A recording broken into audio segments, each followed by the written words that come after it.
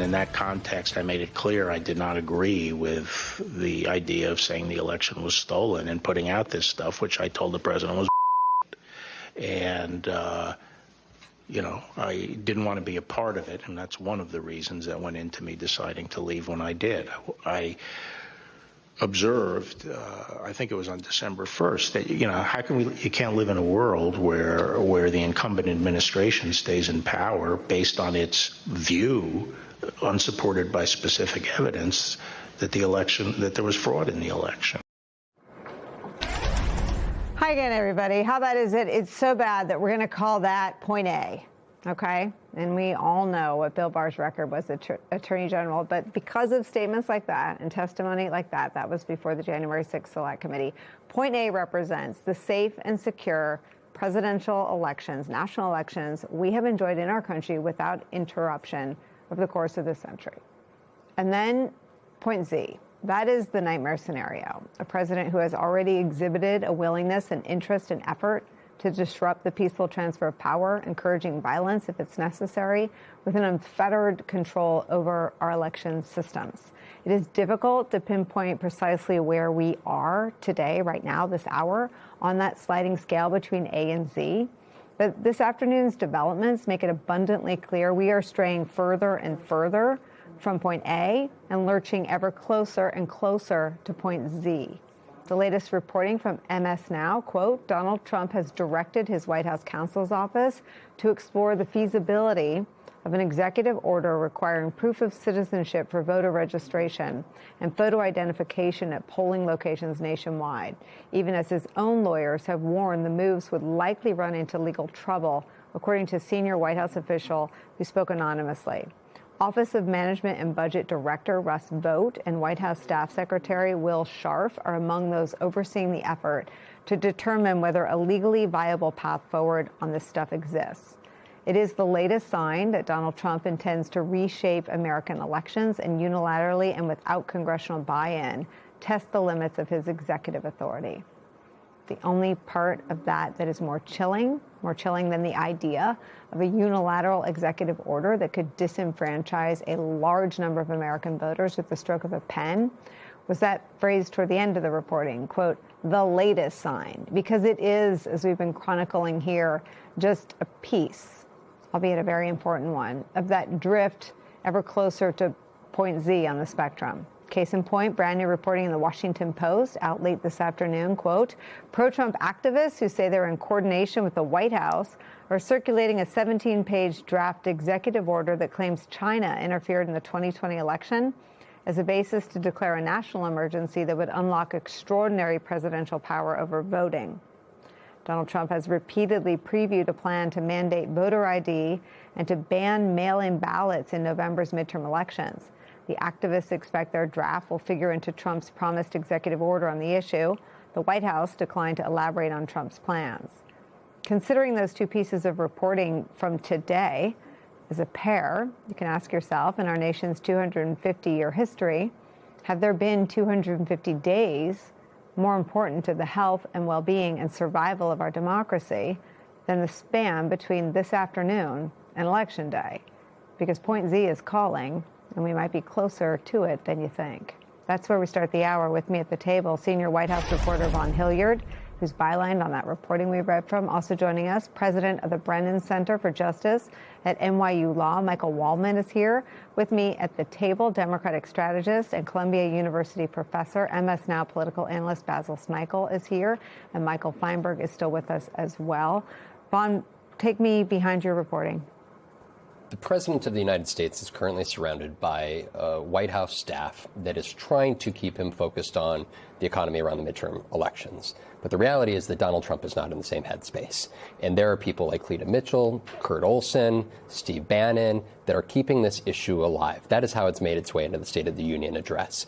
The SAVE Act is not going to be passed in Congress. It's not just Democrats, it's Lisa Murkowski.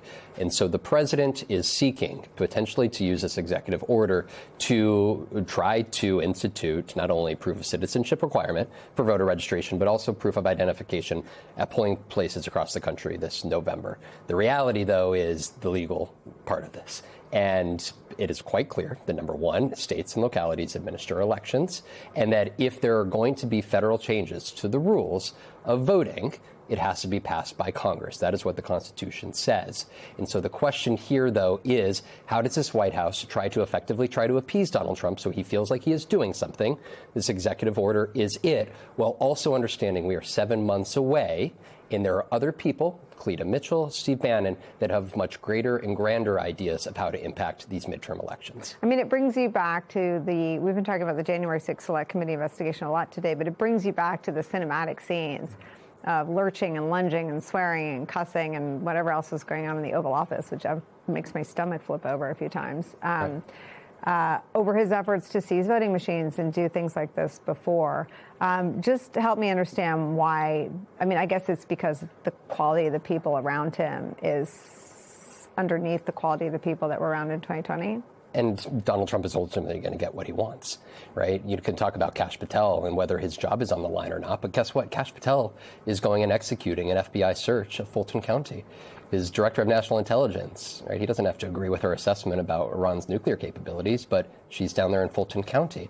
And if you are looking here at the ways in which they can impact this election ahead, that from the sources that we have talked to, it is these very folks that Donald Trump continues to turn to, those that are willing to execute on this here. And if you go back, I think we have to go back to 2020. If you go back to the dissent of Justice Sotomayor, she was very clear in the question there of whether the president had absolute immunity. She said, organizes a military coup to hold on to power, immune. That was her interpretation of the opinion of the Supreme Court. And the president of the United States could potentially use his military, trying to use emergency powers, which the Brennan Center has done a great job in understanding that there are no legal statutes that allow him to move forward with that. But that doesn't mean that Donald Trump is not going to try, because we have seen him try before, and especially in the hours before the election, there's a big question here of, especially if they try to lay claim to Iran or China, trying to use foreign influence, the president could try to make the case that there is a foreign threat here domestically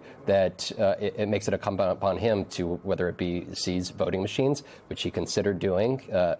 Michael Schmidt did a great report there in real time about that. And this is a moment here where the president of the United States is more eager than ever, clearly based off of our reporting, to push the ball forward on this. And simply having Congress not pass a SAVE Act, that's not going to satisfy it. I mean, Michael, it seems that the immunity decision protects him from being criminally prosecuted for doing that, but it doesn't make that which is unconstitutional lawful. What is in the system? What remains in the system as an antibody to protect against his unconstitutional conduct? Well, you're exactly right. The Constitution is very clear. States run elections. Congress has a legitimate role in passing national legislation. Presidents have no role. And already this year, as we've seen this campaign to try to undermine the midterms, courts have stepped up. He had an executive order last year purporting to take personal control of elections and require people to produce a passport, not even a birth certificate, but a passport. And it was blocked by the courts, which said it was illegal. There's no legal basis for any of these things that are being reported. And this notional executive action claiming Chinese influence in 2020, it seems to be based on sort of wackadoodle theories by election deniers with no basis in reality. Courts are willing to step up, and states have a role as well. They run the elections. So I do think that if we are aware, if we're calling out these efforts, and if we all do what we need to do, we can have secure and free and fair and hopefully uneventful elections in November. Michael, the November elections were an absolute political calamity for Republicans. The margins were so massive. It's my experience from being on campaign sides that voters internalize dynamics, and it's almost a GOTV. It's almost a get out the vote message to tell voters that their vote is at risk. It's going to be harder to vote. They don't want you to vote. It's just a piece of sort of human psychology in my time in elections, that the harder you make it, the more you drive up incentive to vote. Other than that, what is the thing that voters can do to protect their right to vote? Well, you're absolutely right. There's always been a worry that calling attention to efforts to suppress the vote might accidentally suppress the vote because people wouldn't want to vote if it's too much of a bother. But we now see that if you think about in Georgia in 2020, people are angry when their rights are being threatened and they know what's going on. And the more attention he brings to it, the more that happens. Voters, first of all, should make sure that they are registered. They can vote by mail. They can vote early. They can demand that their local officials protect them. And they should certainly make sure that the Senate doesn't pass the SAVE Act, because that would really be an egregious voting restriction bill that would knock millions off the rolls.